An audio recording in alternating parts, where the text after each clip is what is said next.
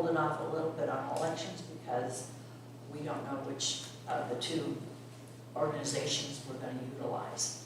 We will keep the very, very detailed information for doing mailed packets to everybody in the NPR, which is very, very expensive, over $4,000. But we will, like I said earlier, we'll make some ballots, hand ballots, available at the two clubs. So we'll keep plugging away. We meet twice a month to work on these policies and procedures. Thanks. Thank you, Tam.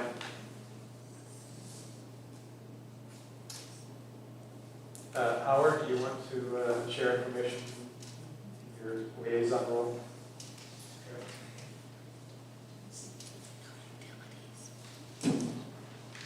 Being schooled on how to talk in the center of the microphone.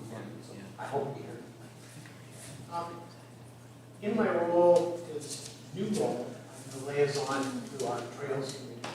A few of you I've seen at the meetings as well. I first want to say that they were very welcoming. They're a great group of folks. They've done a tremendous job. And I'm not sure when Larry Scott started, but I thought it was 2006, but I could be off. But he runs a very tight ship, and I'm thankful to be involved with them. So with that said, one of the first things that we're doing is to look at all of the MOUs, the memorandums of understandings between all of our partners. They've never been all collected in one place. So one of our first priorities was to collect those. And a few have come up that we didn't even know that existed. Carolyn, you're familiar with the OT2, which we did not know. And I'll talk about that in one quick second. But we're going to bring all those together and have them in one room. We've also paid the insurance for the year, and we are getting, I don't know if they're called riders, but essentially additionally insured for PLA, for South Bay Community Association, for LMC, and to make sure that each of them gets a copy each and every year. And really, mostly what we're doing is just housekeeping, if you will. I also want to report that over 940.5 hours as of July 1st of volunteer time for folks on the trails. Howard, I hate to interrupt you, but I thought we were talking about utilities, and this sounds like trails. This is trails. It is trail. Yeah, I know nothing about utilities. And I know very little about trail stuff. Thank you. Just to be clear. So our intention is to get these permanent records in place, to make sure we do a better job of communication. What we talked about yesterday was when folks, the Trails Committee has 25 trails or trails and connectors. There's a steward for each trail. And they report monthly on the conditions and what needs to be done. I see that as an opportunity for PLBC to be the connector in communication with each of the folks that we have agreements with, and do a better job of when work's going to be done, what their needs are, so on and so forth. So it's going to be a process. It's going to take some time, but that is our intention.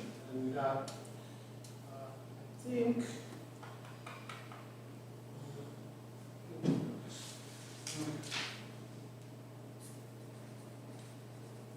well, with one exception, the OT2, we had an individual that came that was the president, I believe, Michelle.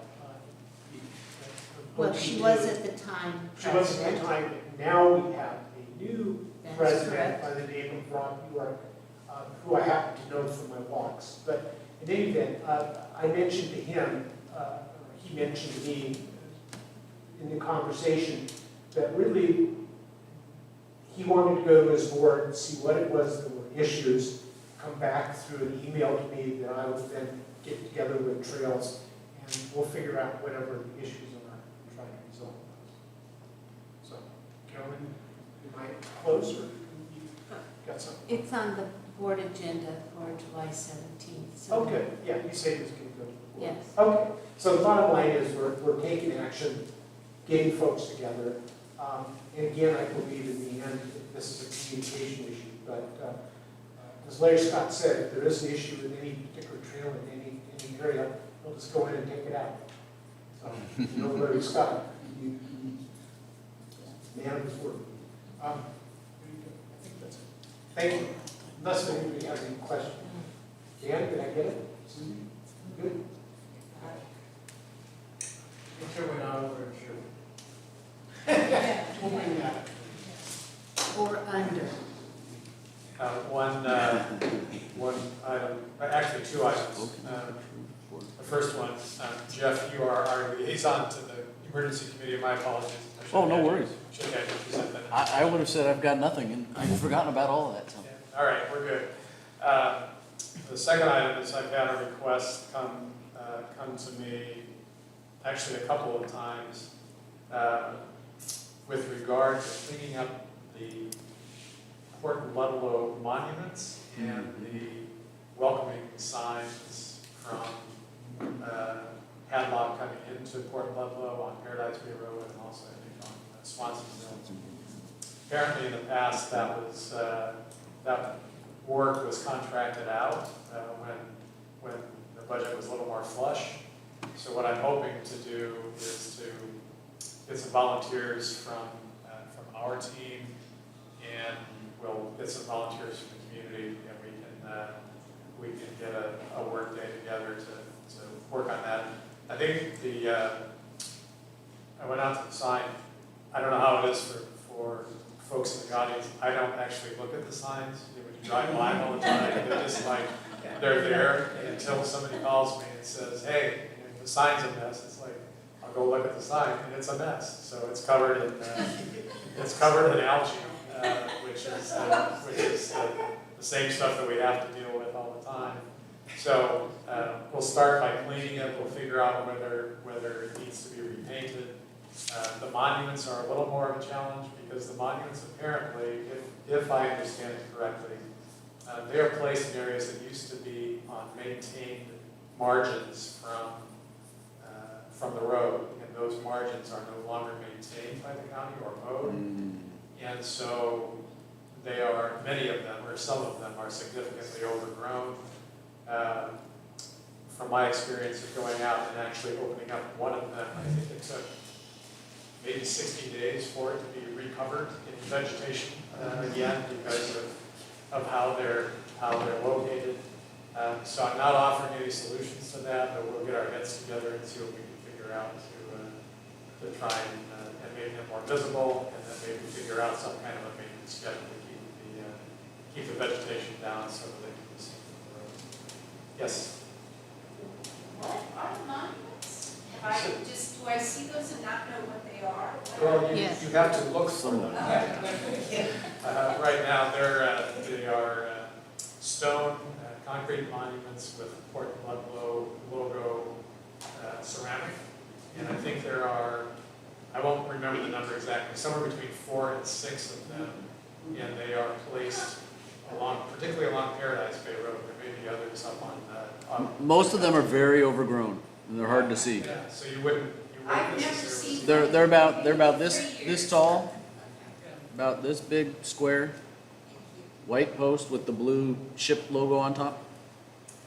And I was never actually sure of ownership of those. I didn't know, Diana, were those, do you know who placed those way back there in the archaeology days? I'm sure it was either Pope and Talbot before that. Okay. So, one of Yeah. them. I was thinking, I don't know, I think we should brainstorm on this, but, maybe there's a way somehow we can whip them up and put them on a trail, and then they'd be part of the trail. Move them. Like, if you're already weeding the entrance to a trail, then it would be weeded. Sure. Yeah. So, but I don't know, I need to spend a little more time on how to put them in the ground. Yeah, yeah. But we do have some crane systems, That's you know, that we might make this system. It would make sense to put them where it can be successful for a long time. Yes. Yeah, exactly. Any concerns from our attendees? First of all, delighted to have you all here. Are there things that you'd like to bring up to the council, anything we can respond to? Echoing what Dave said earlier, always looking for volunteers. I shouldn't say always looking for volunteers for the village council. And clearly, many of you in attendance right now could be valuable members of the council, and we'd be delighted to have you share your potential interests with us. Just to show of hands, how many of you are current volunteers with us? You run a committee? With who? How many of you are on a committee as a volunteer? Hands up. Yeah, you're on trails. Trails. Dave, you have your hand up? Barry, you have your hand up? Yeah. So it's, we're speaking to the choir. Understood. Yeah. Understood. But But there's always ways to read. I am with one. I'd love to see Dan on the board. All right, question, you skipped over utilities rate increase.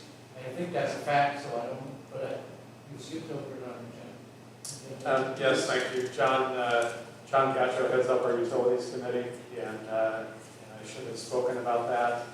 It's a fact. Yes, yeah, I mean, I think it's forthcoming. I didn't have any other information from John regarding any feedback from utilities committee meetings that have happened since the last one, so. Yes, Does anyone know what the $7 service fee be on the bill? On the housing bill, there's a $7 water charge. The $7's been there since 2021. And that is the filtration system. Originally it was $10, and then we were able to save interest and the budget, so we reduced it to $7. So that'll be there for 22 years, from 21 to 41, because that's how long that loan is. We didn't never notice it till that fee, so. The water rate increase will go into effect in August. Okay. great. Words from the council. Oh, I had a couple of questions about the rules for the raffle. One, and I wrote this down in an email. One of them was I kind of have a question about the optics of having us on the board being able to buy and win raffle items. And would like to know how the rest of the board feels about that. I had to look up there's actually rules from the Gaming Commission from the state of Washington. This was all new to me, so I had to look up the rules. So members are allowed to buy tickets, but we discussed this in a couple of subcommittees and thought that the optics just look good if, the council members won some of these big prizes. So we don't have a consensus yet, but the majority of the committee that I met with felt that we should not participate. So if you notice on the draft, I put members, it said may also, but we are thinking of not purchasing tickets. So my rationale was I was looking to make more money so we could buy tickets, but then forego the prize.